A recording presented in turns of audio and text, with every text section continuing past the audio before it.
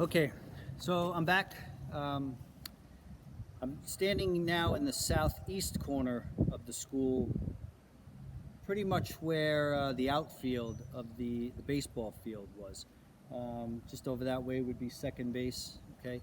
But behind me, if you can see, and I'll step back to give you a better idea here, um, is I'm pointing to the right way, okay? That gray building will be the new music room.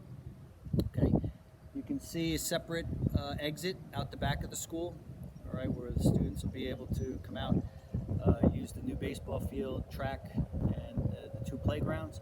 All right, and then behind me here, this direction, right over here, up on the second floor, I believe is the windows will probably be Mr. Riley or Mr. Myers' room. A little bit further that direction, up on the top, if it's not Mr. Riley's room, it's Mr. Myers' room. Okay, and then down here on the bottom, the windows, I believe, are the new technology room. Okay, so just to give you an idea of what's going on. This project is now moving pretty quick. There's a lot of workers here every single day. We just got a verbal from the construction manager that probably this Wednesday they're going to start to give us back original classrooms so that we can get in there and start the whole summer process of getting those classrooms ready, stripping the floors, re-waxing the floors. But the rooms are pretty dusty. There's a lot of materials. There was a lot of drilling that went on. So the big work in each room was to rip out the fresh air univents and the radiators and put in one unit in place of both of those. That's a hot water fed system now. That'll provide actually hot and cold water, depends which way it goes, with the geothermal system. So you'll have heat, and then you'll also have air conditioning in those rooms. Plus, we'll be able to meet the state education minimums and the minimums for fresh air. All right. So the project's moving along. Right now, we're still being told November 1st is when all of the new construction is actually going to be complete, including the new gym, the new cafeteria, the new library, and the new second floor tech room. I'm optimistic. I believe some rooms, especially in the new construction, will be ready. If we can get limited certificates of occupancy on those, we may be able to occupy them, but it's still a little too early to tell. We've got a meeting coming up this Tuesday, which is a bi-weekly. Every 2 weeks we have a construction meeting, and I'll get an update from that as well. All right. So in September, what is it going to look like? How is it going to look like? It? Where? What? All these different questions are being asked. All right. As I speak, I don't have the answer. I can tell you what I think is going to be the model. All right. The models, plural, is going to be a 100% live instruction in person here.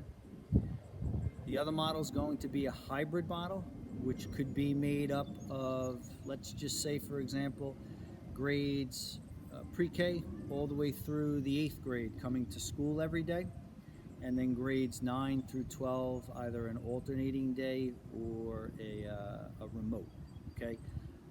I mentioned other school districts to you. I'm keeping a pulse, especially on those closest to us. There seems to be a trend here, and it's only in the thought processes. And it's mainly driven by space and not having adequate space in a typical classroom.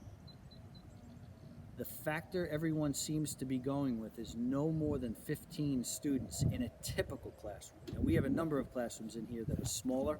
They were divided up years ago. So in a typical classroom, if there's only 15 students permitted because of social distancing, the 3 foot, that doesn't affect us as much as it might affect a larger district, okay? And if that's the case, and it may affect us, we're gonna have to find a place for that overflow.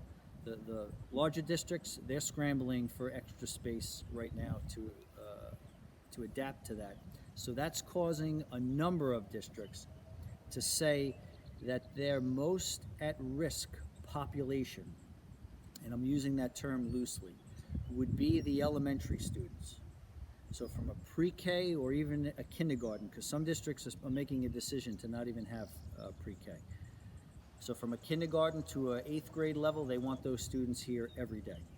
And then from 9th through 12th, they're either going with a hybrid model or 100% remote, right? No one's plans that I know of are on file with SED, so this is all talk as I relay that information to you, right? But it's certainly something we're going to have to think about here. How is this going to work for our students? And not only for our general education, but for our special education, for our ENL population, and certainly those of you who are deep in the trenches with distance learning. You know there are other students who are at risk, other elementary students, other middle school and other high school students who we really struggle to reach. So we're going to have to come up with a way here to address the whole student population and see what works, all right? So I'm going to come back on. I'm just going to take this video, swing it around, and give you an idea of what is going on here, okay? So you can see nothing fancy, all right? A lot of rubbish. Here comes the old baseball, the backstop, okay? Got the tennis courts in the background there, and then you come around to the new music room right here, and theater, chorus, right? You come around to that exit I was talking to you about, and then you have the technology room on the bottom and the social studies rooms up on the top. I may have forgot to mention the new math room, Miss Hand's room, which is up on the 2nd floor as well, but the windows are near the cafeteria, okay? So I will stop and I will come back on.